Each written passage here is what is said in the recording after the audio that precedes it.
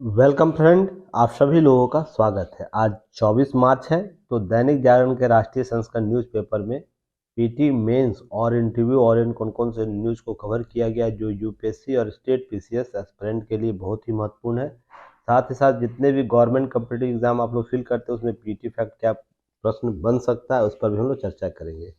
आगे बढ़ने से पहले डिस्क्रिप्शन बॉक्स में सभी लिंक दिए हुए हैं, तो आप उसका लाभ ले सकते हैं और हमसे जुड़ सकते हैं। टेलीग्राम चैनल है, यूट्यूब चैनल है, लाइक शेयर सब्सक्राइब ज़रूर कीजिएगा और हमें सपोर्ट कीजिएगा। हमारा ऐप है, आप ऐप गूगल प्ले स्टोर से भी डाउनलोड कर सकते हैं और इसका लाभ ले सकते हैं। चलिए आगे हम लोग बात करते हैं। आज न्यूज़ बहुत ही इम्पोर्टेंट है। मैं लगातार अपने चैनल पर, यूकेएस चैनल पर लगातार ये इस मुद्दे पर पुरजोर समर्थन के साथ ये बात बोलता था कि हेट स्पीच का जितने मामले हैं उस पर है नज़ीर पेश करने वाला सज़ा का प्रावधान आपको मिलना चाहिए। मैंने ये बात हमेशा बोला है और इस बात को मैं हमेशा कायम रखता हूँ। क्यों? रीज़न इसके पीछे यह है कि वर्तमान जो राजनीतिक गलियारा है ना, मुद्दों से अधिक व्यक्ति विशेष गलियारों में पलट गया है, जहाँ पर किसी व्यक्ति विशेष पर टारगेट करके हेट स्पीच अर्थात ऐसे अशोभनीय भाषाओं का प्रयोग किया जाता है जिससे है ना किसी खास धर्म, पंथ और विचारधाराओं पर आपको उनकी भावनाओं को ठेस पहुंचता है। ये लगातार पिछले 2 कार्यकाल जो प्रधानमंत्री, जो वर्तमान प्रधानमंत्री है नरेंद्र जी मोदी, उनके द्वारा उन पर टिप्पणियां की जाती रही है। यहाँ बात व्यक्ति विशेष की नहीं है, बात है पद, गरिमा और प्रतिष्ठा की बात की जाती है। और ऐसी बातें हैं ना अमूमन सभी पार्टियों के द्वारा की जाती है, वो भाजपा हो या अन्य पार्टियां हैं, सभी के द्वारा, जितने राजनीतिक दल हैं सभी के नेता के द्वारा यह हेट स्पीच आपको देखने को मिला है। तो इससे संबंधित कल जो मामला आया है जिसमें मोदी के उपनाम के मामले में राहुल गांधी जी को 2 साल की सजा की और जमानत भी दी गई है। यह विकल्प इनको दिया गया है कि 30 दिन के अंदर ये पुनः सुनवाई कर सकते हैं, यानी हायर अथॉरिटी में जा सकते हैं, जैसे आपको हाई कोर्ट, सुप्रीम कोर्ट जा सकते हैं। ठीक है ना, ऐसी बातें की गई है। अब मामला यह समझिएगा ये क्यों इतना इम्पोर्टेंट है। यह आपके ना यूपीएससी के जीएस पेपर 2 हेट स्पीच, जनप्रतिनिधि अधिनियम और आपको साथ ही साथ याद रखिएगा मौलिक अधिकार बनाम मौलिक कर्तव्य, मौलिक कर्तव्य, यह भी टॉपिक को कवर करेगा। साथ ही साथ आपको वाक एवं अभिव्यक्ति की स्वतंत्रता बनाम जनप्रतिनिधि की वाक एवं अभिव्यक्ति की स्वतंत्रता, है ना, टॉपिक जो मैंने आप लोग को पॉलिटी की क्लास में कवर किया था उस टॉपिक से भी यह कवर करेगा। तो मैं इस पर पहले भी न्यूज़ कवर कर चुका हूं, तो आप लोग 23 अगस्त और 16 नवंबर का वीडियो युक्ति या इसके प्ले स्टोर पर जाके देख लीजिएगा। आपको लिंक हालांकि टुडे टॉपिक में मैं देता हूं, फिर भी आप लोग प्रयास कीजिए चीज़ों को बेहतर तरीके से कवर करने का। अब चलिए हम लोग मामला देखते हैं ये क्यों इतना इम्पोर्टेंट है। देखिए हुआ क्या कि 2019 के चुनावी रैली में मोदी उपनाम अर्थात प्रधानमंत्री नरेंद्र मोदी का नाम मोदी है, उससे रिलेटेड कुछ और भी घटनाएं थी जिसमें कांग्रेस नेता ने क्या क्या राहुल सूरत की एक अदालत दोषी ठहराया है। बात है कि राहुल गांधी को जमानत भी दे दी गई और सजा के अमल में 30 दिनों के लिए रोक लगा दी गई। ऐसा फैसला चुनौती दे सकते हैं। अब यह मामला ये आज का नहीं है और प्रथम भी नहीं है जिससे आप यह समझ सकते हैं चलिए जाने अनजाने में गलती हुई होगी। ऐसा इस प्रकार से हेट स्पीच से संबंधित इनके संदर्भ में 7वां मामला है। तो सोच के देखिए किसी व्यक्ति विशेष जवाबदेह पार्टी के नेता के द्वारा उनके अध्यक्ष, पूर्व अध्यक्ष के द्वारा ऐसी बार बार गलतियां की जाएगी तो कभी भी तो कानूनन कार्रवाई करने के लिए न्यायालय जवाबदेह बनेगा ना। नहीं तो क्या होगा, बार बार ऐसे अगर छूट मिलती जाएगी, छूट मिलेगी, तो अन्य पार्टियों के लोग भी हैं जो उनको है ना, जो लोकल स्तर पर दबाव समूह के रूप में जो राजनीतिक पार्टियां काम करती हैं, उनके नेता भी इसी प्रकार के बड़बोले तरीके से चीजों को लेकर सामने आएंगे। यहाँ पक्ष विपक्ष को आपको नहीं समझना है कि आप भाजपा के समर्थक हैं या कांग्रेस के समर्थक हैं, या विपक्ष में आप भाजपा के समर्थक में है या विपक्ष में या कांग्रेस के विपक्ष में। यहाँ पर आप संवैधानिक बाधाओं को देखिएगा, क्या हमारा संवैधानिक दायरा तय करता है, उसको समझने की जरूरत है। तो इसमें देखिएगा दबाव समूह जितने भी राजनीति लोकल स्तर पर, राज्य स्तर पर, पंचायत स्तर पर जितने नेता है, जब राष्ट्रीय स्तर के नेताओं का ये हाल है तो सोच के देखिएगा गांव कस्बा जिला और राज्य के स्तर पर नेताओं का क्या हाल रहता होगा, किस प्रकार से मनमाने तरीके से हेट स्पीच अर्थात जो अभद्र भाषाओं का प्रयोग उसका कैसे करते होंगे। तो यहाँ पर ये समझने वाली बात है आप लोग को। यहाँ पर सूरत के जो मुख्य न्यायाधीश है, जो न्यायाधीश मुख्य न्यायाधीश दंडाधिकारी जो है हरीश हसमुख वर्मा जी ने भारतीय दंड संहिता 499 और 500 के तहत राहुल गांधी को सजा दी। ये धाराएं मानहानि और इससे संबंधित सजा से जुड़ी है। अब यहाँ पर समझिएगा यह मामला इतना इम्पोर्टेंट क्यों हो जाता है। तो यहाँ पर तत्कालीन अध्यक्ष राहुल गांधी कर्नाटक कोलार में देखिएगा एक जनसभा में यह कहा था कि सभी चोरों का समान उपमान मोदी ही हो सकते हैं, ही कैसे है, अर्थात जितनी मोदी समुदाय है सभी को ये चोर, एक संदर्भ में बोल रहे हैं, शब्दों को देखिएगा क्या इनके द्वारा बोला गया, सभी चोरों का समान उपनाम मोदी क्यों है, मोदी कैसे हो सकता है और कितने मोदी निकलेंगे, अर्थात मोदी समुदाय है।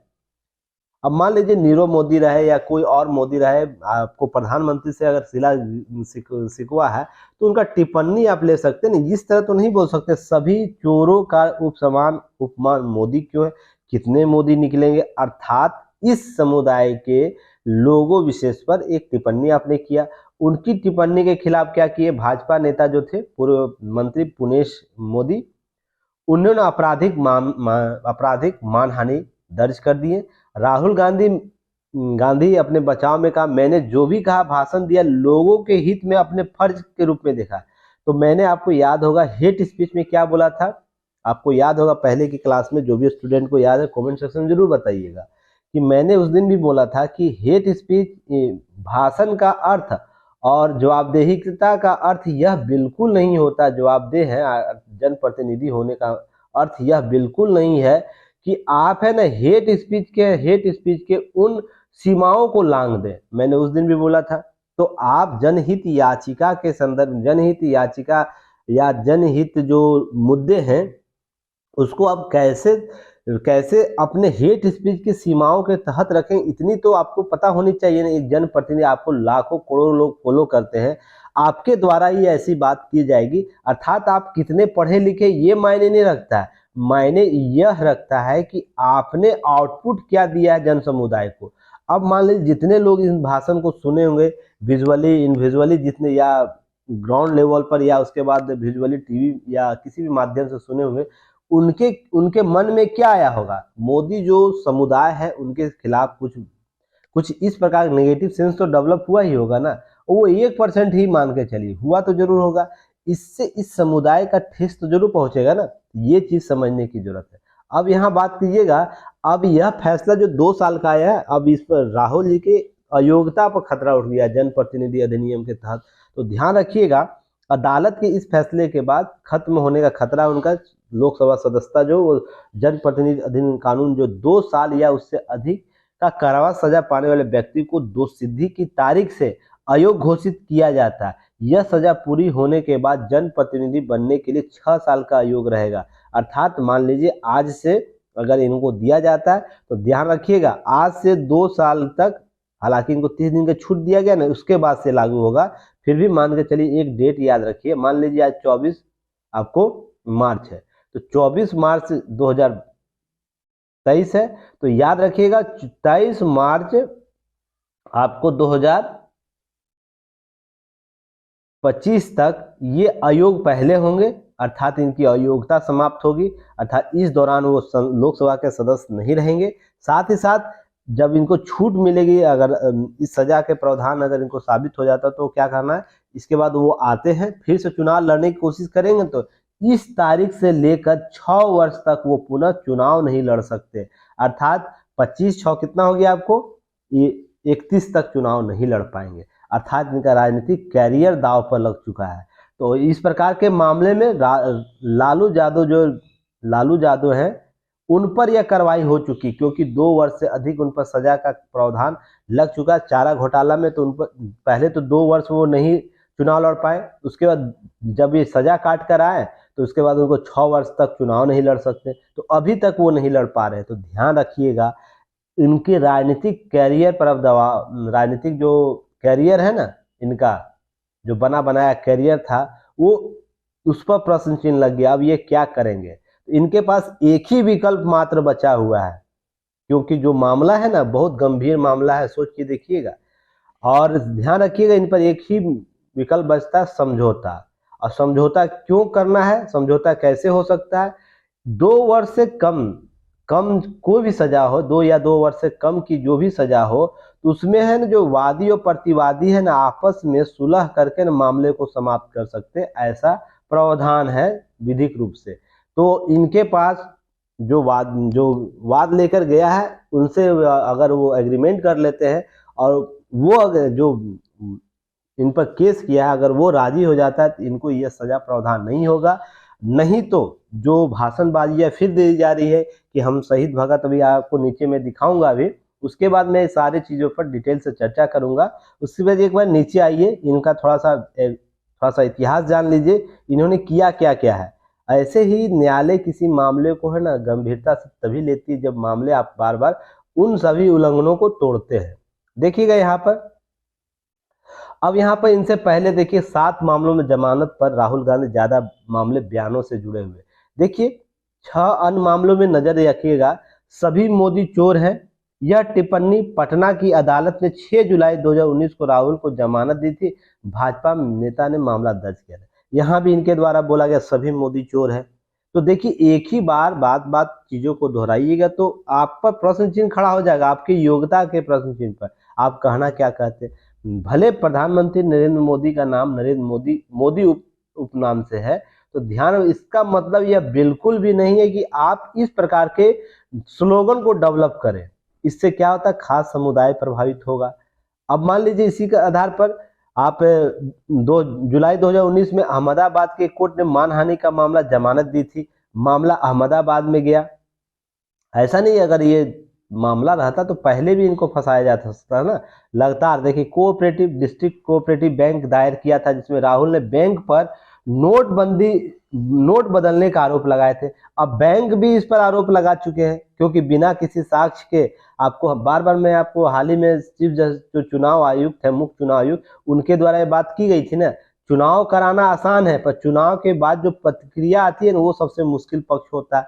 कि अगर जो पार्टियां हारती है तो तुरंत चुनाव के सिर पर मुड़ी फोड़ देती है कि चुनाव का सिस्टम ही करप्ट है, पूरा लोग चोर भरे पड़े हैं, पूरा सिस्टम ही हैक कर लेता है, ईवीएम मशीन हैक हो जाता है। और जब वही पार्टी जीत जाती है किसी अन्य राज्य में तो एक चूं तक बोली नहीं निकलती है। तो इस प्रकार का जो मेंटेलिटी डेवलप हो चुका है इंडिया में, उस पर नजीर पेश करने वाला आपको सजा का प्रावधान होना चाहिए। मेरा भी इस पर समर्थन, इस पर इसलिए नहीं छूट होनी चाहिए कि यह किसी खास पार्टी का नेता है या किसी अन्य पार्टी का नेता है। छोटा बड़ा यह देखने की जरूरत नहीं है, जिसने उल्लंघन किया है सभी को सजा का प्रावधान। तभी हम एक स्वच्छ लोकतंत्र की कामना कर सकते हैं। और जनता है ना, जनता को हम, जनता लोकतंत्र के पैमानों को खरा समझेगी, नहीं तो यह खोटा सिक्का समझते हैं ना, खोटा सिक्का के रूप में लोकतंत्र को देखेगा। और वैसे भी लोकतंत्र एक छलावे के तौर पर देखा जाता है, इस पर टिप्पणी किया जाता है, लोकतंत्र एक छलावा है। यहाँ पर लोकतंत्र लोक के तंत्र को मजबूत न करके व्यक्ति विशेष के तंत्र को मजबूत किया जाता है। यहाँ पर यह कॉन्सेप्ट वाक्य आपको बोला जाता है, इसके छद्म रूप से उपयोग किया जाता है। अब आरएसएस कार्यकर्ता के द्वारा 2019 में 4 जुलाई को भी गौरी लंकेश के हत्या के मामले भाजपा आरएसएस के विचारधारा जोड़ने की टिप्पणी पर मामला दर्ज किया गया था। साथ ही साथ आगे देखिए, महात्मा गांधी की हत्या में आरएसएस का हाथ होने के बयान 2016 में महाराष्ट्र में भिटिंडा कोर्ट में जमानत पर मामला में आरएसएस ने कार्यकर्ता ने दर्ज किया था। अब देखिए कहां कहां मामला इनके द्वारा लिया गया किया गया है। अब गुवाहाटी अदालत में जमानत दी, क्योंकि 15 में असम में आरएसएस के एक सत्र में प्रवेश में मना कर दिया था। राहुल ने दावे झूठ बताते उनके मानहानि का केस कर दिया। तो देखिए ये सब मामले लगातार इन पर आए हैं, ऐसा नहीं कि पहली बार इन पर आया। अब देखिएगा राहुल सदस्यता के सदर पर अब हम लोग बात करेंगे आगे कि इनके पास विकल्प क्या। मैंने अभी बोला था अपीलीय अदालत को पूरा अधिकार है कि वह दोष सिद्धि को रोक लगा सकती है। 38 दिन की छूट जो दी गई है ना, इसके संदर्भ में बातें की जा रही है। सुप्रीम कोर्ट में इनका उदाहरण दिया था नवजोत सिंह सिद्धू का मामला भी मैंने आप लोग को पढ़ाया था, जब अभी वर्तमान में है कि उन पर अचानक वो क्रोध में लिया गया मामला था जिसमें एक व्यक्ति की हत्या हो गई थी, तो जिसके बाद उनको कारावास की सजा दी गई थी। तो ये मामला कुछ और है और वो मामला कुछ और ही था, जिस पर न्यायालय ने, सुप्रीम कोर्ट ने 2 सिद्धि पर रोक लगाई थी। उसके लिए सिद्धू को चुनाव लड़े थे उसके बाद, तो वो मामला मैंने आप लोग को बताया था। तो जाके प्रीवियस वीडियो जाके देखिए, समझ में आएगा किस मामले को किस संदर्भ से समझाया गया है। अब राहुल गांधी के पास सबसे अच्छा विकल्प मैंने बताया क्या, समझौता करना ही सबसे उम्दा रहेगा, क्योंकि जो भी कानून के जानकार उन्होंने यह बता रहे हैं कि 2 साल या उससे अधिक के अपराध के किसी भी मामले में पक्षकार समझौता कामना कर सकता है या इस मामले से देख सकता है। तो मामला यहाँ तक ये है। अब देखिएगा यहाँ पर एक चीज और जानकारी आपको होनी चाहिए कि आपराधिक मानहानि के कानून विरोध कर चुके राहुल पर क्या क्या चलेगी। तो इसको बताने से पहले चलिए मैं आपको की नोट्स पहले समझा दूं, उसके बाद आपराधिक मामलों में क्या क्या आएगा उसको कवर किया जाएगा, ठीक है ना। चलिए अब आइए, सबसे पहले भारत में हेट स्पीच का संदर्भ हम लोग क्या जानते हैं। तो समान तौर पर हम उन शब्दों से इंगित करते हैं जिसका इरादा विशेष समूह के प्रति घृणा पैदा होता है। तो देखिए विशेष समूह क्या, मोदी है, और यह समूह समुदाय, धर्म, जाति से जुड़ा हो सकता है। यह भारत में भाषा का अर्थ भी हो सकता है या नहीं भी हो सकता, लेकिन इसके परिणाम स्वरूप हिंसा होने की संभावना है। तो ये भी अगर ऐसे मामला होता है तो भी आपको हेट स्पीच की श्रेणी में आएगा। अब इसके संदर्भ में पुलिस अनुसंधान विकास ब्यूरो जो है के अनुसार हेट स्पीच एक ऐसी भाषा के रूप में परिभाषित किया गया जो व्यक्ति की पहचान और अन्य लक्षणों जैसे यौन, विकलांगता, धर्म आदि के आधार पर बदनाम, अपमान, धमकी या लक्षित करती है। तो ये सभी जो तथ्य होंगे वो हेट स्पीच के संदर्भ में आएंगे, और ये पुलिस अनुसंधान और विकास ब्यूरो के द्वारा दिया गया परिभाषा है। इसे आप लोग ध्यान से देखिएगा, पढ़िएगा।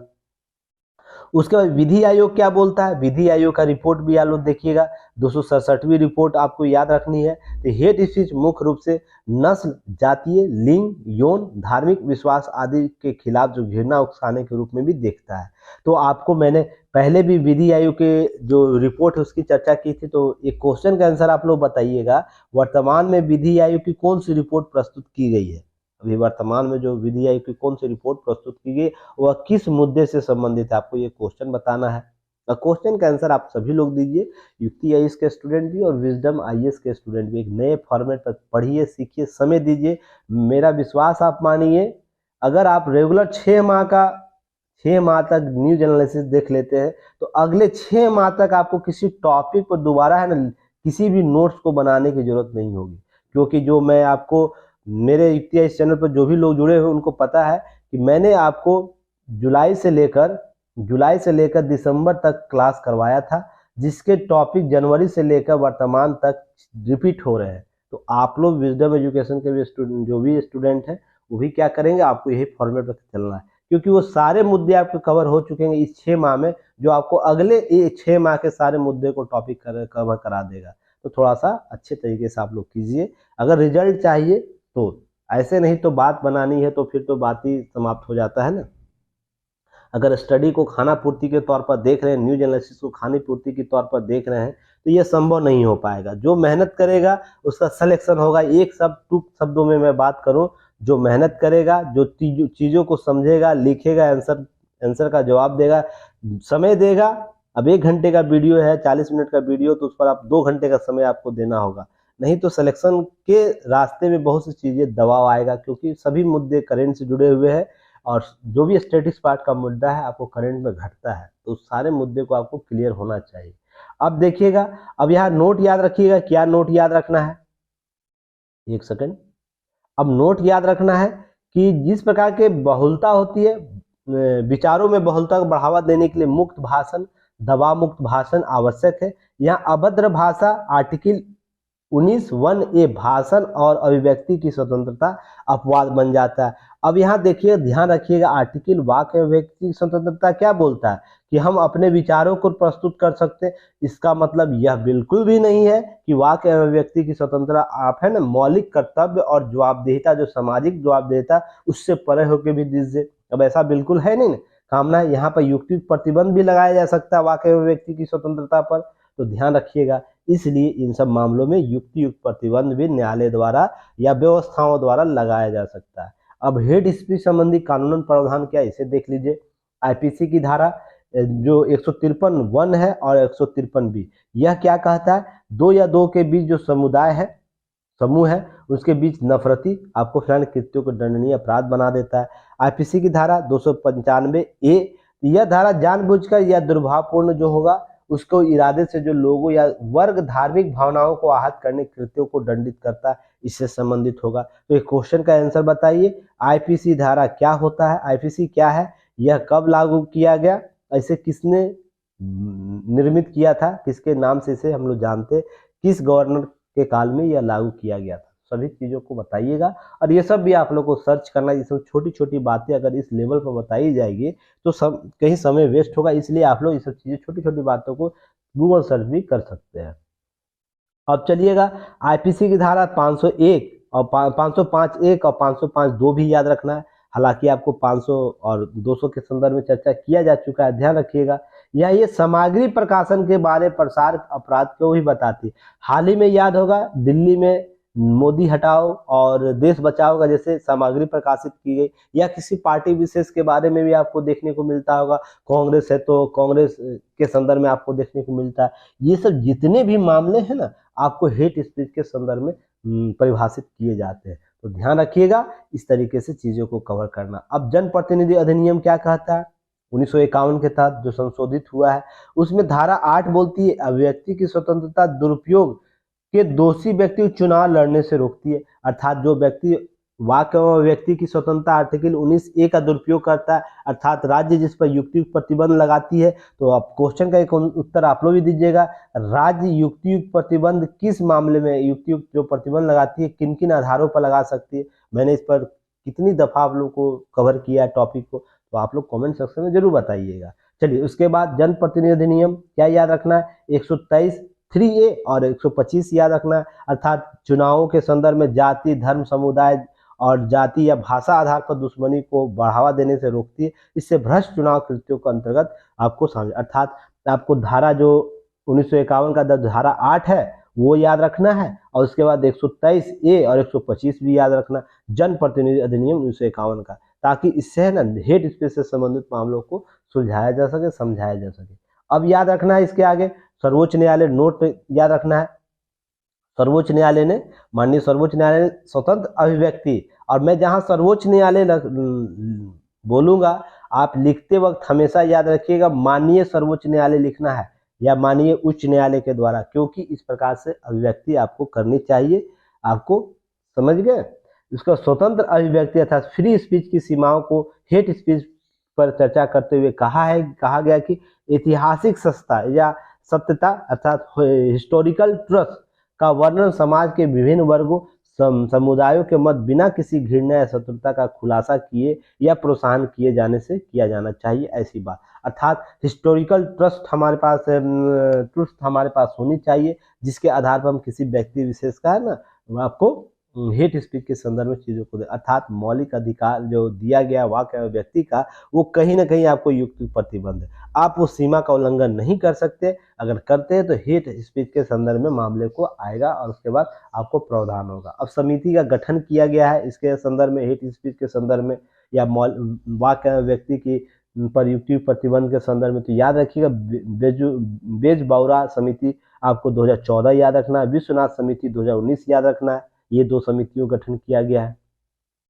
जो इसी प्रकार के तथ्यों को उजागर करते जो मैं चर्चा कर रहा हूं। ध्यान रखिएगा न्यायालय के वाद भी आपको याद रखने चाहिए, जैसे श्रेया सिंघल बनाम भारत संघवाद। इसमें क्या बोला गया था, आर्टिकल 19(1)(a) जो है द्वारा ग्रांटीकृत अभिव्यक्ति की स्वतंत्रता मौलिक अधिकार के संदर्भ में सूचना प्रौद्योगिकी अधिनियम 2000 धारा 66 से संबंधित मामले उठाए गए थे, जहां न्यायालय ने चर्चा, वकालत और उत्तेजना के बीच अंतर को स्पष्ट करते हुए कहा कि पहले दो तत्व चर्चा और वकालत अनुच्छेद 1 का हिस्सा है। अर्थात यह जो श्रेया सिंह मामला था उसमें है ना आपको प्रिंट मीडिया के माध्यम से, इलेक्ट्रॉनिक मीडिया के माध्यम से मुद्दे हेट स्पीच का मामला आया था, अर्थात वाक अभिव्यक्ति की स्वतंत्रता के संदर्भ में उल्लंघन हुआ, जिस पर न्यायालय ने बताया कि जो चर्चा और वकालत है, अर्थात डिस्कशन और वकालत जो है, अब आपको क्या आएगा इसके संदर्भ में, आपको 19(1) के संदर्भ में आएगा। तो ध्यान रखिएगा, जो भी 19(a) के संदर्भ में आएगा उसमें राज्य युक्त प्रतिबंध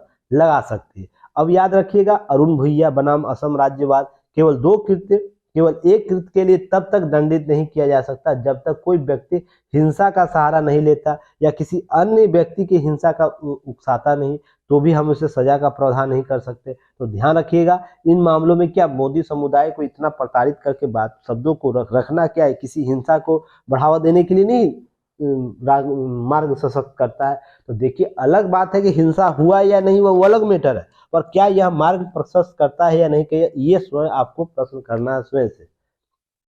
अब आपकी जाति, मान लीजिए कोई शर्मा है, वर्मा है या सिंह है, किसी को लेकर या गांधी को लेकर ही विवाद उत्पन्न कर दिया जाए, गांधी परिवार को लेकर, तो क्या उन पर हेट स्पीच के मामले नहीं देखने को आएंगे? तो ध्यान रखिएगा, यह मामला सब पर आता है। तो ध्यान रखिएगा, न्यायालय कभी भी किसी के साथ दो राय अपनाता नहीं, दो नियम नहीं अपनाएगा। जो नियम सबके लिए, वो नियम राहुल गांधी के लिए भी होगा। तो इस चीज को आपको ध्यान देने की जरूरत है, इस तथ्य को समझने की जरूरत है। नेक्स्ट याद रखिएगा, ए रंगराजन बनाम पी जगजीवन राम वाद याद रखिएगा, जिसमें यह बात बोली गई थी, जिसमें अभिव्यक्ति की स्वतंत्रता तब तक प्रतिबंधित नहीं की जा सकती जब तक किसी इस तरह की स्थिति समुदाय जनहित के लिए खतरनाक न हो जाए, जिसमें यह खतरा दृष्ट और अनुमानित नहीं होनी चाहिए। इस प्रकार के प्रयुक्त अभिव्यक्ति एक साथ निकट और प्रत्यक्ष संबंध होना चाहिए। अब लगातार 6 मामले, अन्य मामले खास पंथ को लेकर दिया गया, आरएसएस, मोदी को लेकर, तो ध्यान रखिएगा, ये लगातार प्रवृत्ति बन जाएगी ना, तो इसलिए इस वाद को आप लोग याद रखिएगा। आप जब भी इंटरव्यू में पूछा जाए तो आप इस बात को जरूर आप नोट कीजिएगा, या मेंस में जब भी पूछा जाएगा तो एस रंगराजन बनाम पी जगजीवन राम वाद को जरूर लिखिएगा। इससे स्पष्टता आपकी झलक जाएगी कि हाँ, किसी मुद्दे पर अगर दिया गया तो उसके आधार सुप्रीम कोर्ट का क्या था। तो ध्यान रखिएगा। इसके अतिरिक्त आपको विधि आयोग की रिपोर्ट 267 है, उसको भी याद रखनी, जिसमें क्या बोला गया है कि नस्ल, जातीय, लिंग, धर्म, धार्मिक विश्वास के आधार पर घृणा उकसाने के रूप में देखा जाता है। हेट स्पीच लिखित या मौखिक शब्द भी हो सकते हैं, संकेत हो सकते हैं, सुनने का जैसे भय, डराना या हिंसा के लिए उकसाना, प्रतिनिधित्व हो सकता है।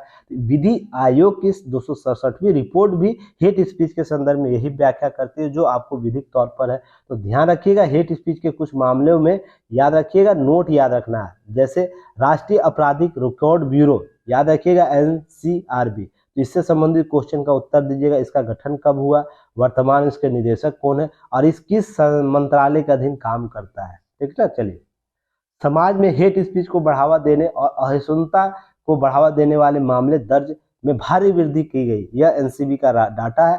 तो ध्यान रखिएगा, 2014 से पहले केवल 323 मामले दर्ज हुआ करते थे। सोच के देखिएगा, पूरा देश है, एक 1.3 अरब लोगों का देश है, जहां पर अब तो 40 हो गया है। ध्यान रखिएगा, वहां पर केवल 323 मामले आपको 2014 से आपको हो गए, जबकि 2020 में यह बढ़कर लगभग 1800 हो गए। देखिए कितना गुना, लगभग 6 गुना वृद्धि दर्ज की गई। अब 2021 में यह मामला 1900 के आसपास पहुंच गया था, 1900 या 1900 1900 आपको के आसपास पहुंचा हुआ था। उसके बाद आंकड़ा 2022 की हम करें तो 2600 का आंकड़े पर पहुंच गया यह मामला। तो ध्यान रखिएगा, वृद्धि 300 से 2600 के आसपास आपको दर्ज हुआ। तो कितना गुना, सोच के देखिए, लगभग 7 से आपको 8 गुना के आसपास चीजों को बढ़ोतरी हुई। 9 गुना के आसपास चीजों को देखने को मिलेगा। 8 से 9 गुना वृद्धि दर्ज देखने को मिल रही है। तो यह कहीं ना कहीं, और ये 2014 के बाद, इससे खास झलकता है कि किसी मामले में किसी खास पंथ, विशेष नाम, समुदाय और धार्मिक आधार पर चीजों को बढ़ावा मिल रहा है, जहां पे हेट स्पीच के सारे मामले का उल्लंघन किया जा रहा है। तो इतनी कहानियां कहने के बाद आखिर में आपको 2 चीज याद रखना है। क्या याद रखना है? यहाँ नीचे जो दिया गया, इसके बाद आपको चीजों को, ये टॉपिक समाप्त हो जाएगा। हालांकि 30 मिनट जरूर वीडियो लिया गया है। इस मामले से कभी भी मामला आएगा तो क्या करना, आपको ये मामले याद रखने। इसके बाद आपको किसी प्रकार का हेट स्पीच से संबंधित कोई नोट्स पढ़ने की जरूरत नहीं होगी, किसी प्रकार का कोई चीज और सामग्रियों पर आपको डिपेंड नहीं होना पड़ेगा। यहाँ जब भी हेट स्पीच का मामला आएगा, इसी सारे टॉपिक को आपको क्या करना है, राइट डाउन कर देना है अलग अलग तरीके से अपना। आपको इस निंदा के मामला हो, इस निंदा का मामला हो, धार्मिक आधार पर किसी का भावनाओं को आहत किया जा रहा है, व्यक्ति विशेष के नाम पर किसी को आपको उसके आहत किए जा रहे हैं भावनाओं को, या समुदाय नाम को लेकर भी अगर कर रहा है, उससे संबंधित कितने भी हेट स्पीच के मामले आएंगे, सभी मामलों में यही आर्टिकल आपको आएगा। बस जहां जनप्रतिनिधि हुआ, जनप्रतिनिधि को ऐड कर देना है, नहीं तो व्यक्ति विशेष के लिए आपको चीजों को कवर कर देना। अब ध्यान रखिएगा, आपराधिक मामलों में ध्यान रखिएगा, आईपीसी की धारा 499 500 को रद्द करने की याचिका खारिज कर दी गई है। और इन्हीं धारणों में आपको याद रखिएगा। और अब मानहानि होता है दो प्रकार का, एक सिविल मानहानि होता है, एक आपराधिक मानहानि होता है। एक सिविक मानहानि में आपको सजा का प्रावधान नहीं होता, कुछ आर्थिक दंड दे दिया जाता है। और ध्यान रखिएगा, जो आपराधिक मानहानि का दावा होता है उसमें आपको सजा का प्रावधान के साथ साथ आर्थिक दंड भी होता है, तो इसमें ध्यान रखिएगा। आप इससे पहले एक आपको अवमानना के मामले में याद रखिएगा, अवमानना के मामले में भी केसेस दर्ज किया जा चुका है, इन सब चीजों को ध्यान में रखना है। और राहुल गांधी, सुब्रमण्यम स्वामी और अरविंद केजरीवाल शामिल थे कब, 2016 के मामले में, तो वहां पर छूट दी गई थी। उन्होंने इस कानून के अभिव्यक्ति की आजादी के विरुद्ध माना था, हालांकि सुप्रीम कोर्ट ने कानून को कायम रखा। व्यक्ति विशेष क्या बोलता है ये ज्यादा इंपॉर्टेंट, न्यायालय और विधि और हमारा कानून स्थापित जो प्रक्रिया है वो क्या बोलता है, ये इंपॉर्टेंट है, ठीक ना। अब इस प्रावधान का उल्लंघन कीजिएगा तो क्या होगा, 2 वर्ष का कारावास हो सकता है या जुर्माना, या दोनों का प्रावधान किया गया है। जिसकी मानहानि होती है वही मुकदमा दाखिल कर सकता है। अर्थात देखिए, मोदी समुदाय है तो मोदी के कोई भी व्यक्ति मोदी समुदाय का व्यक्ति इस पर किया, इनके पर समान व्यक्ति मानहानि में मजिस्ट्रेट की अदालत का मुकदमा चलता है, तो मजिस्ट्रेट जो होता है उन पर आपको मुकदमा चलता है। राष्ट्रपति, उपराष्ट्रपति, मंत्री या लोक सेवक आदि के कार्य निष्पादन को लेकर मानहानि के मामले में लोक अभियोजन मुकदमा दाखिल करता है, और मामले की सुनवाई सत्र न्यायालय अदालत में होता है, जो जिला सत्र न्यायालय होता है वहां होगा, ध्यान रखिएगा। इसके बाद अधिकतम 2 साल की सजा होने के कारण आईपीसी की धारा 320 के अंतर्गत यह समझौता के योग्य अपराध है, ध्यान रखिएगा, तो समझौता योग्य अपराध है, ये भी आपको ध्यान रखिएगा। यहाँ पर आपको राष्ट्रपति, उपराष्ट्रपति, मंत्री आदि के मामलों में समझौते के नियम लागू नहीं होंगे। अर्थात राष्ट्रपति, उपराष्ट्रपति, मंत्री आदि के जितने मामले समझौते के नियम लागू नहीं किए जाते हैं, ये भी आपको ध्यान में रखना है। तो चलिए, मैं उम्मीद करता हूं इससे संबंधित जितने भी डायलेमा है आपको समझ में आ गया होगा, उन सब चीजों को कवर करेंगे। चलिए देखिए, बिना चर्चा के विनियोग विधेयक और अनुदान मांग लोकसभा में पारित कर दिया गया। इसके डाटा को देखिए, ध्यान में रखिएगा। आगामी जो वित्त वर्ष है उसमें 2023-24 के लिए 45 लाख करोड़ रुपए बजटीय आवंटन अनुदान मांग के रूप में संबंधित विनियोग विधेयक 2023 में बिना किसी चर्चा के लोकसभा में पारित कर दिया गया। अब बिना लोकसभा में चर्चा की पारित किया तो एक शब्द आपको गिलोटिन आपको चर्चा में आएगा। गिलोटिन क्या होता है, या मेन से लेकर इंटरव्यू में आपको प्रश्न यहाँ से पूछा जाए, तो ध्यान रखिएगा। गिलोटिन का अर्थ यहाँ पर लिखा हुआ है, ये सब बताने की जरूरत नहीं है। जैसे किसी भी विधेयक को, किसी भी खंड को आवंटित करते समय बिना किसी चर्चा का मतदान करा के पास किया जाए, उसे हम बैकडोर ये भी कहते हैं, बैकडोर आपको पास आउट कहते हैं इसे, तो ध्यान रखिएगा। तो इस प्रक्रिया को गिलोटिन कहा जाता है। मतदान कराकर पास कर दिया जाता है बिना किसी चर्चा का संसद में, तो उसे गिलोटिन कहा जाता है। इसे बाईपास भी बोला जाता है, ध्यान रखिएगा। कैम्ब्रिज डिक्शनरी के मुताबिक गिलोटिन एक यंत्र है जिसका आविष्कार फ्रांस में हुआ था। इसमें एक धारदार ब्लेड होता है, ठीक ना, जिसका उपयोग अतीत में अपराधियों को सिर काटने के लिए किया जाता था, लेकिन धीरे धीरे कागज काटने के लिए अंत में गिलोटिन शब्द का इस्तेमाल किया जाता है। तो आपको दोनों पक्ष में याद रखना है, गिलोटिन का अर्थ यही होता है। गिलोटिन कहने का मतलब यह बिना चर्चा किया जा रहा, अर्थात लोकतंत्र की है ना, एक सिर काटने वाला कॉन्सेप्ट यहाँ हुआ ना, तो यहाँ पर यह भी बात की जाती है, इसलिए इसको गिलोटिन कहा जाता है, अर्थात गला दबा देना भी कहा जाता है। तो ध्यान रखिएगा, ये सब चीजें आपको याद होनी, पता होनी चाहिए।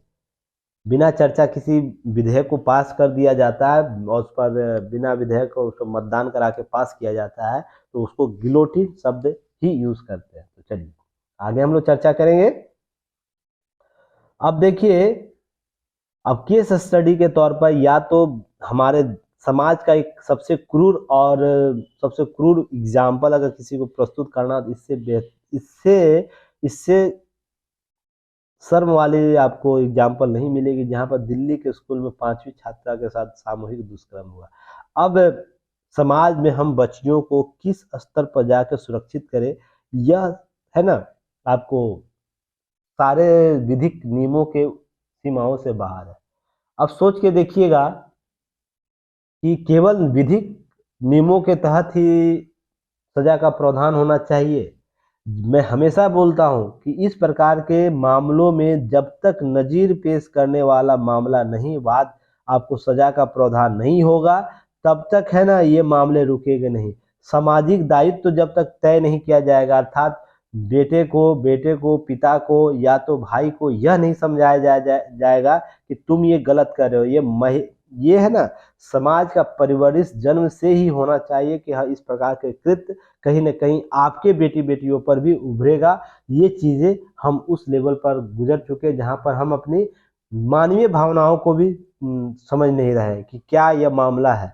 सोच के देखिए, अब 5वीं कक्षा की छात्रा के साथ सामूहिक दुष्कर्म कर रहा है, तो यह स्थिति कितना निंदनीय हो सकता है उस व्यक्ति परिवार पर, उस बच्ची पर और उस निर्लज समाज पर जहाँ पर ऐसी चीज़ें उसके आसपास होने होने दिया जाता है या इस प्रकार से सामूहिक जो लोग हैं उसका सहयोग करता है। सोच के देखिएगा यहाँ पर चीज़ों को। अब देखिए यहाँ पर बात है क्या, अब दिल्ली नगर निगम के स्कूली 5वीं कक्षा की छात्रा सामूहिक बलात्कार वारदात सामने आई, जिसपे स्कूल का चपरासी है छात्रा को नशीला दवा देता है, पिलाकर बेहोश करता है, इसके बाद ऐसी स्थिति करता है। अब ध्यान रखिएगा, यह जो आरोपित है ना 35 वर्ष से निगम के स्कूल में चपरासी का कार्य कर रहा है। तो मैं 35 वर्ष अगर मान लूँ और चपरासी का नियुक्ति इसका 18 साल या 21 साल ही मान के चलूँ, सबसे यंग में इसका हो गया होगा, तो इसकी उम्र लगभग 50 प्लस है ना, अमूमन माना जाए 50 प्लस ही होगा ही। तो ध्यान रखिएगा, अब इस प्रकार से अब इसका उम्र की जिक्र नहीं किया गया तो मैं कैसे बता दूं कितना, पर अमूमन अगर मान के चला जाए 40-50 के उम्र के आसपास ही होगा ना। तो सोच के देखिएगा कि इस व्यक्ति विशेष के दिमाग में क्या चलता है, किसी बच्चे को लेकर इस पर दायित्व दिया गया, स्कूल प्रशासन इस पर टिका हुआ है। छोटा पद नहीं समझिए इसको, चपरासी का पद जो है स्कूल का चपरासी का पद। तो यहाँ पर इस प्रकार से पोस्को एक्ट लगाया गया इन पर है। तो पोस्को एक्ट के संदर्भ में मैंने पहले भी चर्चा किया हो, तो न्यूज एनालिसिस में आप लोग जाकर देख सकते हैं आपको। तो ध्यान रखिएगा इन सब चीज़ों को, यह सब जब न्यूज डिस्कशन करने लायक नहीं है, सही बात बोलूँ मैं तो यहाँ पर ऐसा मन करता है कि कभी कभी कि इन ऐसे लोगों को खुले समाज में जाकर है ना जिंदा जला दिया जाए, कि रूहें कांप जाए ऐसे लोगों का देखकर। पर यह मानवीय समाज जो है, हम लोकतंत्र और इसका झूठा छलावा देते हैं, कानून कानून विधि का शासन का हम वकालत करते हैं, तो ये सब मामले में हम लोग थोड़ा सा चीज़ों को देखते हैं। पर अगर दिल से किया जाए, वो निर्भया कांड का मामला हो या तो आपको हाथरस का मामला हो या आपको झारखंड का गुमला जिला का मामला हो या पटना बिहटा का मामला हो या फिर आपको हैदराबाद के वो डॉक्टर महिला का मामला या ऐसे अनगिनत मामले जहाँ पर ऐसे ही भावनाओं का होता है कि जो भी इस प्रकार के दुष्कर्म करते हैं उसके खुले चौराहे पर लाकर है ना उसके परिवार उसके समाज के सामने उसको जिंदा जलाया जाए, तो जाके रूहें कांपेंगी इस प्रकार के प्रवृत्ति वाले लोगों का। पर हम क्या करते हैं, सभ्य समाज का ढोंग लेकर चलते हैं कि सभ्य समाज हमारे पास ऐसा है कि हम एक विधि कानून व्यवस्था के चलते, जितना ये अपराधी प्रवृत्ति बढ़ी है, ध्यान रखिएगा निर्भया कांड के बाद आंकड़े बताते हैं कि इस प्रकार की प्रवृत्ति और बढ़ी है। जितना हम कानून को सशक्त करते हैं, ये लोग इस प्रकार के कृत्य के लोग उतने ही अलग अलग तरीके से घटनाओं को अंजाम देते हैं। और यहाँ तक कि इस मामलों में महिलाओं का, बच्चियों का बलात्कार जिन मामलों में हो रहा है, उनकी हत्याएं तक निर्मम से निर्मम हत्याएं कर दी जाती है। तो इसके लिए हम पुनः पूरे समाज के साथ बैठकर एक बार इन सभी चीज़ों पर उस कठोरतम समाज की जवाबदेहिता तय करने की जरूरत है, जहां पर विधि कानून से भी अलग व्यवस्थाएं कायम की जा सकती है। हम व्यक्ति विशेष को जवाबदेह बना सकते हैं। हम किस अवधारणा पर चल रहे, सोच के देखिए आने वाले 50 साल 100 साल के बाद हम किस समाज को जन्म दे रहे हैं। आज चीज नहीं समझ में आ रही है ना कि चलो दूसरे की बेटी होगी, दूसरे का समाज होगा, दूसरे का लोग होगा। जब जब जब जब आपको अपने पर जब आएगा ना तो समझ में आएगा इसका वारदात क्या होता है। तो ये समझने वाले से इसकी पीड़ा क्या होती है। तो जब तक परिवार व्यक्ति विशेष प्रत्येक परिवार प्रत्येक व्यक्ति जवाबदेह नहीं होगा तब तक है ना इस प्रकार की प्रवृत्ति को लोग का ना हौसला टूटेगा नहीं। कभी भी शंका लगी इस प्रकार की प्रवृत्ति के लोग तो समाज उसे दंडित करने का प्रयास, पंचायत में लाइए, अपने अपने सोसाइटी के पंचायत में लाइए, सभी चीज कर सकते हैं। पर लोग क्या करेंगे, सभी को टाइम फुर्सत नहीं है। चलो कहीं दिल्ली में हुआ है ना, कहीं हाथरस में हुआ है, कहीं हैदराबाद में, मेरे घर में नहीं हुआ है, पर जब आपके घर में होगा 3-7 चीजों को समझ में आएगा कि यह मामला कितना गंभीर है। सोच के देखिएगा। कभी आप लोग बयानबाजियां जो करते हैं ना, अब टॉक टिक है जहां पर लंगी नाच चल रही उसको बढ़ावा देते हैं, तो ये सब चीजें है ना बंद कीजिए, नहीं तो समस्याएं बहुत दुष्कर आने वाले 25-50 साल के बाद। यहाँ समाज है ना एक दूसरे को हीन भावना से देखेगा, शंका के भावना से देखेगा, और कोई भी बेटी है ना अपने पिता भाई और पिता पुत्र तब पर विश्वास नहीं करेगा। सोच ले आने वाले समय में कोई भी लड़की जात की जो होंगी, जो आपको स्त्री जो होंगी, वो कभी भी है ना आपको इन लोगों पर विश्वास करना छोड़ देगी। खुद जो जिसे जन्म दिया है, खुद उसका भाई जो साथ में चल रहा है, और खुद उसको जिसको आने वाले समय में वो जन्म देगी। तो समझ के देखिए, ये हम ऐसे सोसाइटी की ओर लेकर जा रहे हैं। यह बूंद बूंद करके घड़ा भर रहा है, यह समस्या आपको देखने को मिल जाएगी। थोड़ा सा यह सामाजिक दायित्व का भी प्रश्न है, तो थोड़ा आप लोग को क्या करना। अब देखिए एक और केस स्टडी के तौर पर इसे दे सकते हैं। और मैंने आपको अयोध्या मामले पर भी और जो ज्ञान वापी मामला था वहां भी ये शब्द बोला था, और आज भी मैं बोलूंगा और आने वाले समय में भी बात बोलूंगा। कुछ कुछ है ना ऐतिहासिक गलतियां हो चुकी हैं, ऐतिहासिक गलतियां हो चुकी है मुस्लिम समुदाय या मुस्लिम वर्ग के लोगों के द्वारा, जिसका खमियाजा वर्तमान मुस्लिम समुदाय दे रहा है, और जिसपे समाज में है ना उसके मतांतर बढ़ रहा है, अर्थात जो है ना वाद विवाद बढ़ रहा है। तो मैंने उस दिन भी बोला था कि आप एक बार बैठिए, पैनल बनाइए, यहाँ पर न्यायालय जाने की जरूरत होगी ही नहीं। और न्यायालय में जब कभी भी मामला जाएगा तो आपके सारे ऐतिहासिक तथ्यों को खोजा जाएगा। तो मैं आपको उस दिन भी बताया था कि हिंदू पक्ष हो, जैन पक्ष हो, या कोई भी हिंदू से संबंधित जो पंथ है उनसे, और एक विपरीत में आप मुस्लिम समुदाय, ईसाई समुदाय, आप एक बार बैठिए, मंच बनाइए, और आप अपने पूर्व के गलतियों को सुधार कीजिए। जरूरी नहीं जो गलतियां उसको वर्तमान में नहीं सुधारे, उसको अहम में लेने की जरूरत नहीं है। मैं दिल्ली के कुतुब मीनार दौरे पर गया था, तो मुझे भी उस दिन देख कर है ना अपने आत्मा तक, रूह तक कांप गई थी कि हमारे जो पूर्वजों ने किस प्रकार की गलती की, और वर्तमान समाज उसे आज तक एक्सेप्ट नहीं किया है, उसे मानने को तैयार नहीं कि ये गलती हो चुकी है और उसको कैसे सुधारा जाए। अब घर में मान लीजिए आपके घर में 10 लोग हैं, 10 लोग में एक अपराधी प्रवृत्ति के लोग आ गए, मन में हो गया, तो क्या उस अपराधी प्रवृत्ति के लोग को या इस प्रकार अनैतिक लोग जो है उसको सुधारने का प्रयास नहीं कीजिएगा। पर यहाँ पर देश की बात आ जाती है, देश में हम धार्मिक आधार पर चीजों को जब देखते हैं तो धर्म विशेष सर्वश्रेष्ठ की कल्पना करने लगते हैं। तो मुस्लिम समुदाय क्या बोलता है कि हम इसको पीछे नहीं आएंगे, और इस प्रकार के संरचना वहाँ उनके धार्मिक मान्यताओं में भी लागू नहीं होती, फिर भी वो नहीं छोड़ना चाहते। तो ये किस प्रकार के वातावरण को जन्म देना चाहते, इसको मैंने चर्चा पहले भी किया। तो आज समझिएगा, जब भी दिल्ली के कुतुब मीनार परिसर में जाइएगा, वहां पर इर्द गिर्द सारे जगह हिंदू देवी देवताओं की मूर्ति देखने को मिलेगा। नहीं तो नहीं विश्वास हो तो वीडियो बहुत पड़ा है, यूट्यूब पर जाके एक बार देखिए किस प्रकार के मूर्ति देवी देवताओं की मूर्तियां कुतुब मीनार के परिसर में देखने को मिल जाएगा, और उसका लोग कैसे उस पर रिएक्ट करते हैं। कभी उस पर थूकेंगे, कभी उस पर बैठेंगे, कभी उस पर अपना टॉयलेट तक कर देते हैं। सोच के देखिएगा। तो यहाँ पर समझने वाली बात है, जिधर इस प्रकार से चीजें गिरी हुई, इसी में हिंदू पक्ष ने कुतुब मीनार परिसर में अपमानजनक स्थिति को लोगों लगी मूर्तियों को दुख जताया है, और भारतीय पुरातत्व सर्वेक्षण विभाग उससे मूर्तियों को सही करवाए, जिससे लोगों की आस्था को ठेस नहीं पहुंचे। अब इस पर कुतुब मीनार पर जब चलेगा तो मुस्लिम समुदाय को दर्द होगा कि नहीं, मेरे मेरे कुछ आक्रामक लोग आए, बनाए, उस पर अपनी पुष्टि की। और मैं ये नहीं आज तक समझा हूँ कि अरब में वैसी, जो मान लीजिए उस समय जब अरब के लोग आए थे, भारत पर आक्रमण किए थे, उस दौर के स्ट्रक्चर अरब में नहीं देखने को मिला, पर भारतीय संदर्भ में देखने को एक से एक स्ट्रक्चर देखने को मिलता। वो 2.5 दिन का झोपड़ा हो, या तो फिर आपको कुतुब मीनार का परिसर हो, इस प्रकार का अनगिनत मामले आपको देखने को मिल जाएगा स्थल जहाँ पर स्थलाकृति उच्च क्वालिटी का हो जाएगा। इसका मतलब आप साफ तौर पर या ज्ञान बुद्धि अगर साथ में रखते हैं 1% का भी, तो आप इसको स्पष्ट कर सकते हैं जो आक्रांता थे भारत में आए थे, हालांकि उसका कुछ समय के बाद भारतीयकरण हो गया, वो अलग मुद्दा है, पर जो आए थे उनके विचार में क्या रहा होगा। अरब में अगर वैसी कोई स्ट्रक्चर उस दौर में जब बनाई गई थी अगर रहती, तो यह माना जा सकता था कि इनके द्वारा बनाया गया कलाकृति है।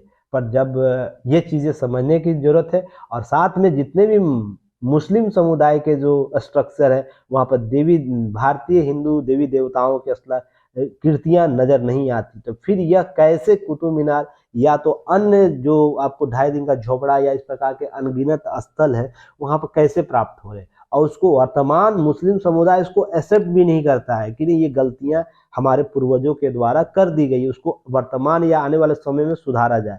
स्वयं जब तक आप अपने तरीके से नहीं सुधारिएगा, ये प्रतिष्ठा का सवाल लेके चलिएगा, समस्याएं ऐसे ही होगी और एक एक करके सारे मुद्दे को उखाड़ा जाएगा और चीजों को अप्राप्त किया जाएगा। ये बातें की जा रही है, या अब यहाँ पर वर्तमान जो है परिसर में ऐसे ही बातें हुई, ये अंडरलाइन किया हुआ जो भी बातें मैंने बोला हूं उसको एक बार देख लीजिएगा। चलिए नेक्स्ट हम लोग बात करेंगे, सीबीआई शक्तियों अधिकारों के लिए नए कानून की सिफारिश किया है।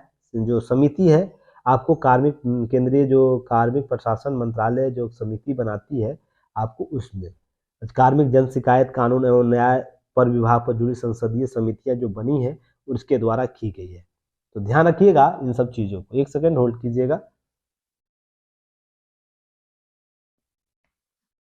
चलिए ये टॉपिक आपको यूपीएससी के जीएस पेपर 2 और 3 में सुरक्षा एजेंसी और विधि कानून को कवर करेगा, और इससे संबंधित मैंने न्यूज आपको 1 अगस्त और 20 अगस्त 2022 को कवर कर चुका हूं, तो उम्मीद करता हूं आप सभी जाकर देख लेंगे, और जो टॉपिक का लिंक दिया जाता है उसमें भी आप विजिट कर देख सकते हैं।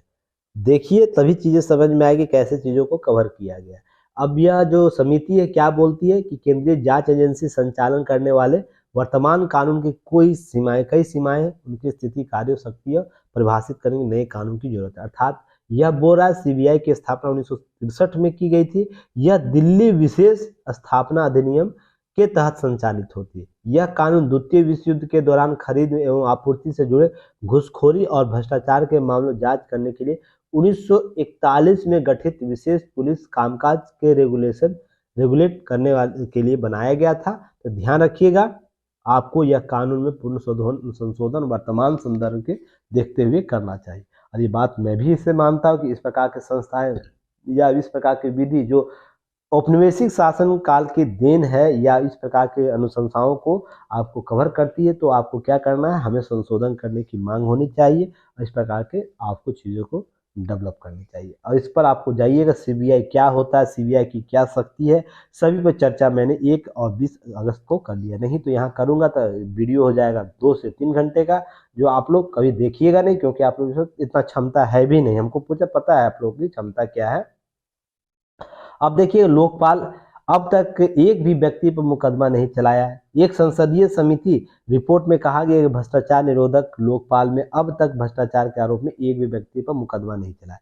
ये तत्काल में लोकपाल का एक अवरोधक बजाय एक योग बनाने वाले तौर पर काम करने की नसीहत दी है। तो यहाँ पर बात समझिएगा, बहुत आप पार्टी जो आई है लोकपाल करके आई थी, आज तक उसने लोकपाल के मुद्दे को लेकर फिर जब सत्ता में आ गए लोकपाल के मुद्दे को लेकर कभी प्रश्नगत नहीं किया। तो यहाँ पर समझने वाली बात है, जिस संस्था का निर्माण पूरे जोर शोर से एक समय एक साथ देश था, पूरा देश उमड़ा हुआ था कि भ्रष्टाचार मुक्त हमको शासन चाहिए, जब स्थापना हो गई उसके बाद उस संस्था का क्या बिहेवियर है उसे आप लोग देख सकते हैं। और इससे संबंधित मैंने न्यूज आपको 1 अगस्त वाले न्यूज में किया हुआ हूँ, जहाँ पर सभी भ्रष्टाचार से संबंधित जितनी एजेंसियां वहाँ पर चर्चा की हुई है, तो आप लोग जाके वीडियो को देखिएगा, चीजों को समझिएगा। चलिए नेक्स्ट हम लोग बात करेंगे, बहुविवाह और हलाला के मामले में सुनवाई करेगा नई अदालत, नई संवैधानिक पीठ। तो याद रखिएगा, तो इसे आप लोगों को वेट एंड वॉच करना है कब होगा। अब ध्यान रखिएगा, मुस्लिम पुरुष को 4 पत्नियां रखने की अनुमति है।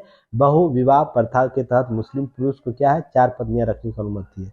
जबकि निकाह हलाला के तहत अगर कोई मुस्लिम महिला तलाक के बाद पूर्व के पति से फिर विवाह करना चाहती है तो उसे पहले किसी व्यक्ति विशेष से विवाह करके वैवाहिक संबंध स्थापित करना होता है। और शीर्ष अदालत जुलाई 2018 में उपाध्याय की याचिका पर विचार करते हुए यह संविधान पीठ को समर्थित कर दिया कि पहले इसी तरह के याचिका सुनवाई कर रही है।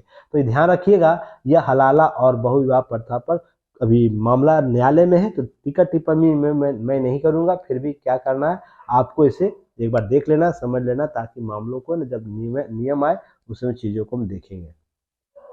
अब बात यहाँ रखिएगा, जो मुख्य चुनाव आयुक्त है उनके लिए देखिए मामले हैं कि नियुक्ति मामले सुप्रीम कोर्ट फैसले पर सरकार कर रही है विचार। हाल ही में सुप्रीम कोर्ट ने यह अपना फैसला दिया, जहां पर नियुक्ति किनके आधार पर होनी चाहिए, ठीक ना, किनकी होनी चाहिए।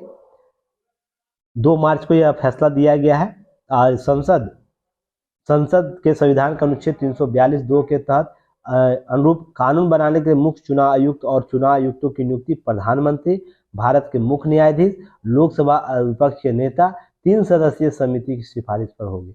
और चूंकि फिलहाल आपको लोकसभा में कोई विपक्ष का नेता नहीं है, तो आप लोग एक क्वेश्चन बताइएगा, लोकसभा का विपक्ष का नेता होने के लिए ध्यान रखिएगा क्या क्राइटेरिया आपको होना चाहिए, आप बताइएगा। ये सब पहले भी चर्चा की जा चुकी है। इतना तो मैं आप लोग से करता हूँ कि अगर इतना लंबा मैं वीडियो बना रहा, इतनी मेहनत कर रहा हूँ, तो आप लोग भी जवाब देने की स्थिति में रहे, नहीं तो क्या फ़ायदा इन सब चीज़ों को लेकर, जवाब आप लोग देते ही नहीं है।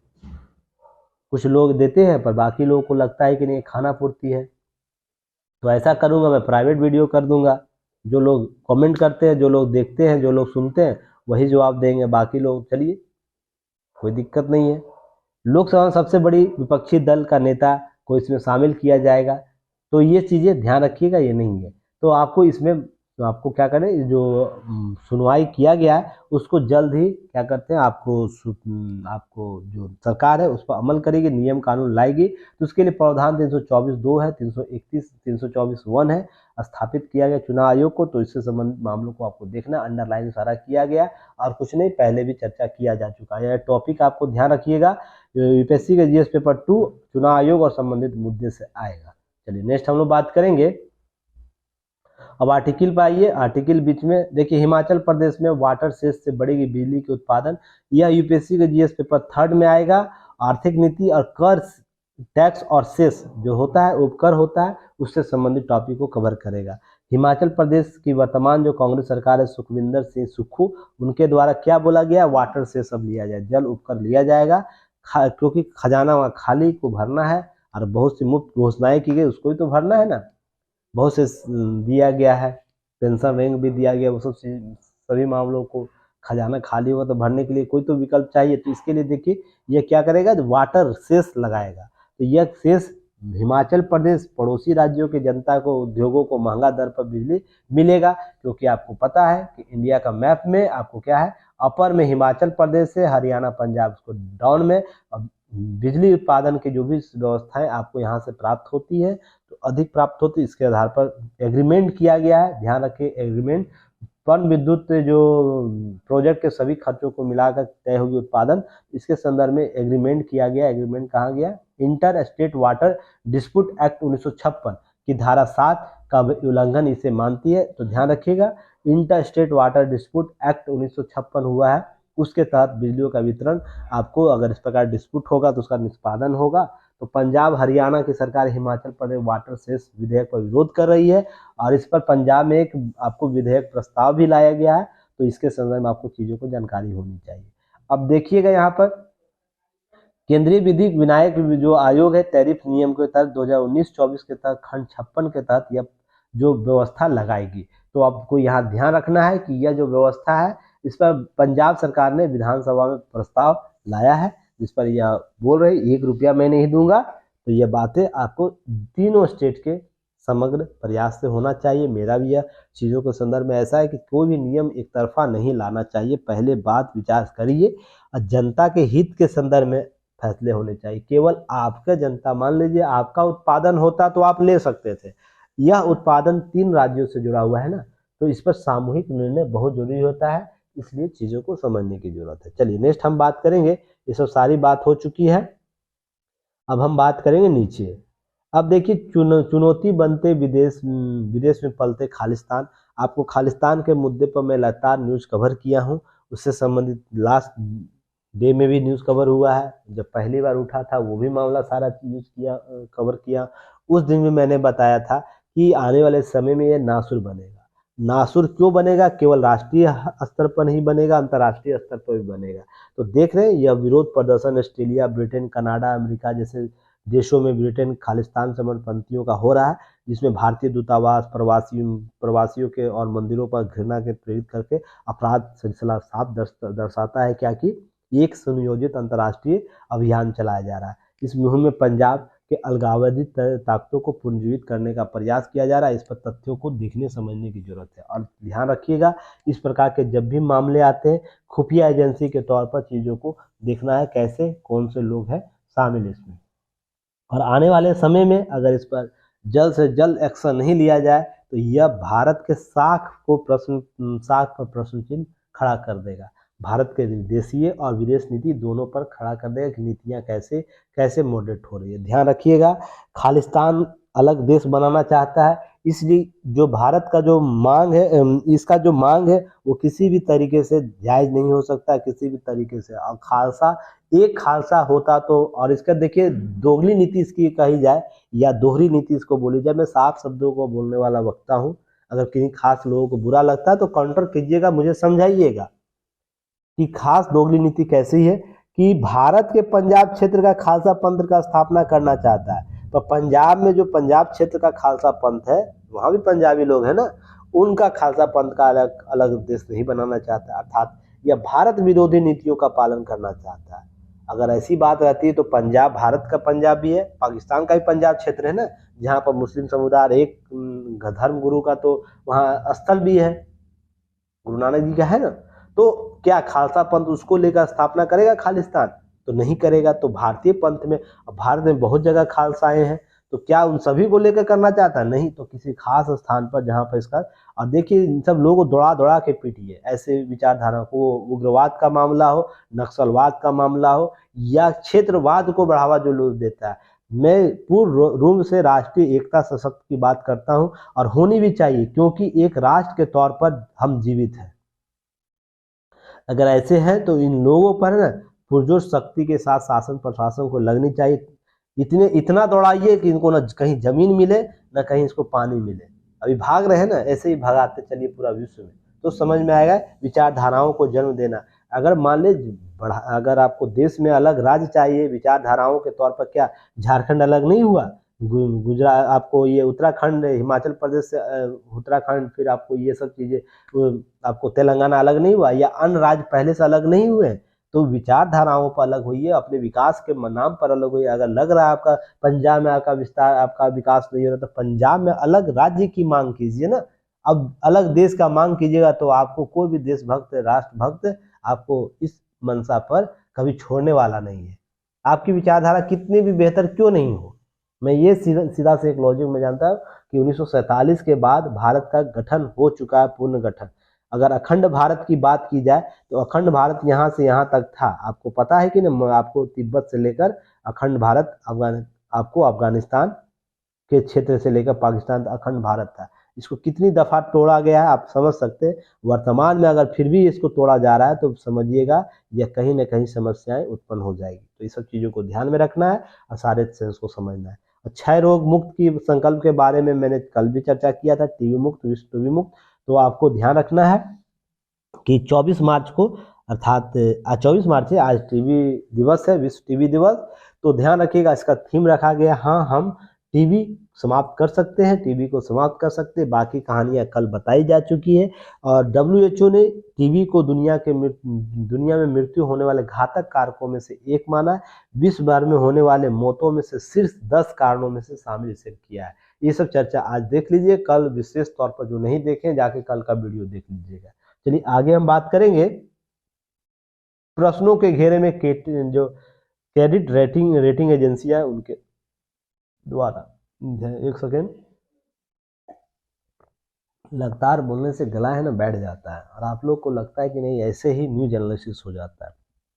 और मैं अपनी तरफ से पूरी ईमानदारी बरतना चाहता हूँ, किसी प्रकार की कोताही नहीं, वो सारे मुद्दों को डिस्कस कर देना चाहता हूँ, ताकि एक बार टॉपिक कवर कर लिया दोबारा उस पर हम लोग दोबारा उस पर डिस्कशन ना करें, दोबारा उसमें लिखने की जरूरत, आपको नोट्स बनाने की जरूरत ना हो, बस अपडेट जो आएगा उसे लिखने की जरूरत हो।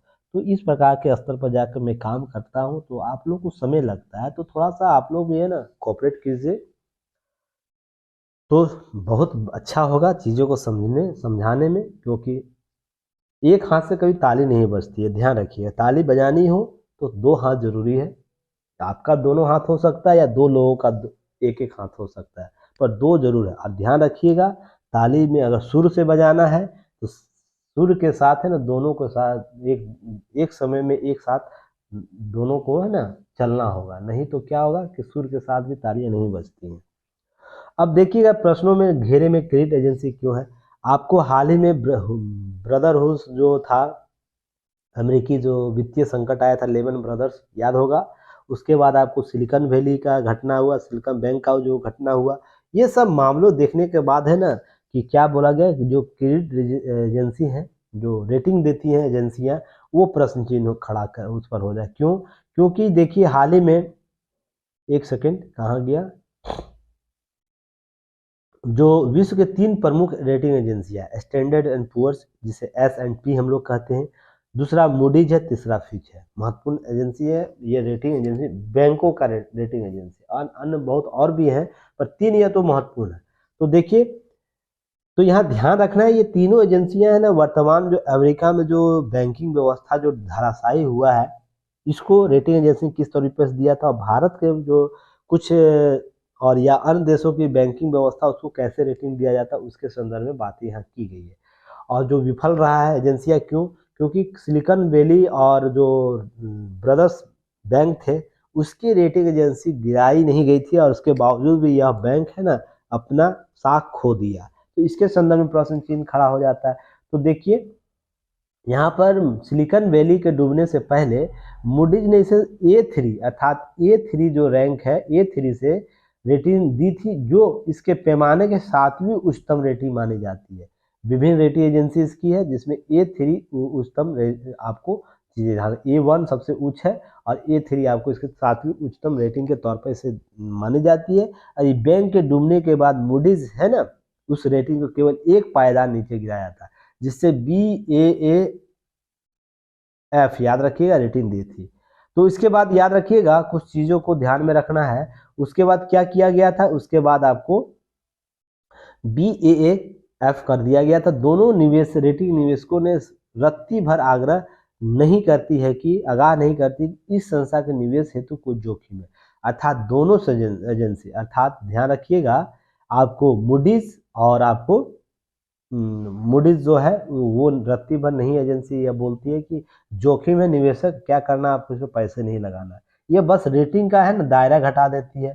तो दायरा घटाने मात्र से साख क्रिएट नहीं हो जाता है। तो याद रखिएगा क्रेडिट स्विस के संबंध में लागू होती है, और क्रेडिट स्विस की वेबसाइट पर ही लिखा है इसकी क्रेडिट रेटिंग 20 मार्च तक कायम रहेगी, अर्थात क्रेडिट स्विस भी जो है रेटिंग एजेंसी, वो भी इसके संदर्भ में जो निवेशक है, जो जमाकर्ता लोग हैं, उनको आग्रह तक नहीं करती है कि इस पर पैसे आप नहीं लगाइएगा।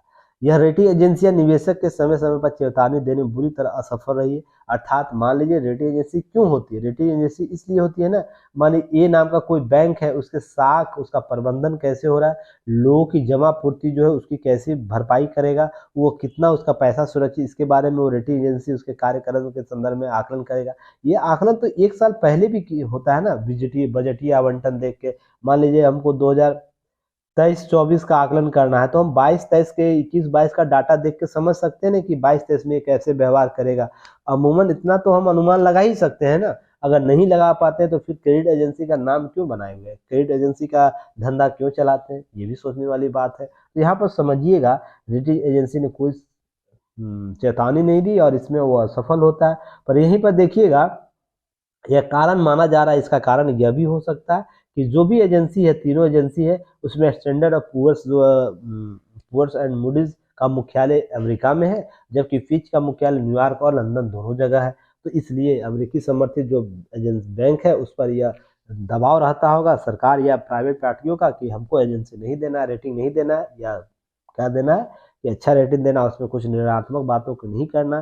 तो इसके संदर्भ में देखने को दिया जाता है, इस प्रकार की चीजें घटनाएं आपको देखने को मिलती है। इसके विपरीत इन एजेंसियों के द्वारा क्या किया जाता है कि जो भी विकासशील देश है जैसे भारत हुआ या अन्य देश है, वहाँ पर आवश्यकता से अधिक है ना संवेदनशील हो जाती है। अब आवश्यकता से अधिक संवेदनशील कैसे, जिसका लाभ उसके जुड़े देशों को भी होता है। जैसे देश भारत जैसे देश में इतना तल्खी और अमेरिकी और यूरोपीय देशों पर मेहरबानी इन एजेंसियों सवालिया निशान करती है। जैसे 3 साल पहले यस बैंक का मामला आया था, आप लोग पढ़े भी होंगे। यस बैंक का मामला आया, संकट के मामले में मूडीज ने भारतीय बैंकों को आउटलुक स्थिति है ना, आउटलुक स्थिति बताया। एक सेकेंड ये गड़बड़ा जाएगा, फिर स्क्रीनशॉट में आप लोगों को भेजूंगा तो गड़बड़ हो जाएगा। तो यहाँ पर देखिए, बात देखिएगा, यहाँ पर आउटलुक स्थिति घटाकर नकारात्मक कर दिया और इसमें कहा कि भारतीय बैंक की संपत्ति गुणवत्ता कोरोना महामारी के कारण नुकसान से बिगड़ी है। इससे असर कोऑपरेट, मध्यम और लघु उद्योगों, खुदरा समेत सभी क्षेत्रों में दिखने का आशंका है। अर्थात टिप्पणी भी करता है, पर अपने देश के बैंकों पर टिप्पणियां नहीं करता। यहाँ तक कि वो क्षेत्र भी बता देता है किन किन क्षेत्रों पर इतनी उदारता क्यों दिखाते हो भाई हमारे विकासशील देश या भारत जैसे बैंकों पर, जबकि हमारा साख प्रबंधन आपसे कहीं बेहतर है। वर्तमान संदर्भ में बात किया जाए, साख प्रबंधन हमारे यहाँ से पैसे है ना, पैसे जो है ना, पैसे का जो लेन देन है वो कहीं मजबूत स्थिति में जहाँ आपकी है। तो यहाँ पर ध्यान रखिए, निजी क्षेत्र के बैंक यस बैंक हालिया गड़बड़ी के कारण छोटे कर्जदाताओं के लिक्विडिटी के संकट सामना करना पड़ सकता है, ऐसी बात उसके द्वारा की गई थी। अब ध्यान रखिएगा, अंकुश आवश्यक है इन रेटिंग एजेंसियों का एकाधिकारवादी शक्तियों पर अंकुश लगाया जाए, जिससे हितों की टकराव रोकते कंपनी विश्वसनीयता आपको आकलन किया जा सके। इसी संदर्भ में याद रखिए वर्तमान सरकार क्या कर रही है, ये भी आपको ध्यान रखना चाहिए। बीते 8 वर्ष में आपको केंद्र सरकार बैंकों की समस्याओं समाधान हेतु कई प्रयास किए, जैसे गैर निष्पादन अस्तियां है, जो एसेट होता है अर्थात एनपीए जो होता है, निपटने के लिए दिवालियापन संहिता लाया है, उस पर पहले भी मैंने चर्चा किया हूँ। आपको ध्यान रखिए मौद्रिक नीति समिति लाई है, सरकार इंद्रधनुष योजना लाई जिसके तहत आपको 3.10 लाख करोड़ रुपया का अधिक पूंजी मुहैया कराया, जिससे बैंक मजबूत हो सके। 2019 में वित्त मंत्री जो निर्मला सीतारमन जी है, उनके बैंकिंग क्षेत्र में मजबूती के लिए सरकारी क्षेत्र के बैंक आपस में विलय की घोषणा की गई है, ये भी आपको ध्यान रखना। वर्तमान में 27 बैंक पहले थे, वर्तमान में अभी कितना 12, केवल 12। इससे साख प्रबंधन बढ़ा, विस्तार हुआ, कार्यक्रम एक टेबल पर आया, तो इससे अतिरिक्त खर्च बचा है, जिससे जनता को ना, उसके ग्राहकों को इसका हित लाभ पहुंच रहा है। ये सब याद रखना, आपको कवर करना है। चलिए नेक्स्ट हमें एक पीटी फैक्ट याद रखना, नीचे आ जाइए आराम से और देखिए गडकरी जो हमारे केंद्रीय सड़क परिवहन राज्य मार्ग मंत्री है, नितिन गडकरी जी द्वारा झारखंड में रखी गई देश की पहली डबल डेकर सड़क की आधारशिला, यह जमशेदपुर रांची के में आयोजित किया गया, उसमें रखा गया है और अगले 24 तक झारखंड में लगभग 2 लाख करोड़ रुपया निवेश किया जाएगा सड़क इंफ्रास्ट्रक्चर में। तो झारखंड के लिए बेहतर अवसर है अपने इंफ्रास्ट्रक्चर को डेवलप करने के लिए। तो यह न्यूज़ आप लोगों को कैसा लगा कमेंट सेक्शन में जरूर बताइएगा। क्या आपको सभी मुद्दों पर विस्तृत रूप से जानकारियाँ प्राप्त हो रही है या नहीं हो रही है, कमेंट में जरूर सपोर्टिव मैसेज कर सकते हैं। धन्यवाद, फिर कल हम लोग मिलते हैं। जय हिंद।